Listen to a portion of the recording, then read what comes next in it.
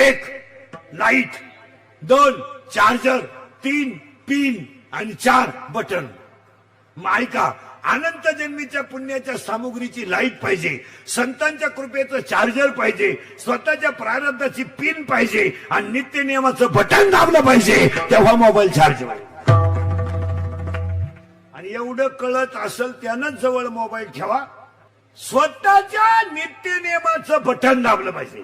याचा अर्थ चांगलं वागण्याचा नियम, त्याला संतांच्या कृपेचं चार्जर पाहिजे, स्वतःच्या प्रारब्धाची पिन पाहिजे आणि तिळतिळ पुण्य साचा पडे, अनंत जन्माच्या पुण्याची लाईट पाहिजे. आणि या सगळ्या गोष्टी गायकर परिवारात आल्या म्हणून त्यांचा आज आई बाप्पाच्या सहस्त्र दर्शनाचा मोबाईल चार्ज झाला. उगाच कोणी उठायचं मोबाईल वापरायचं, भंगार भंगार काही.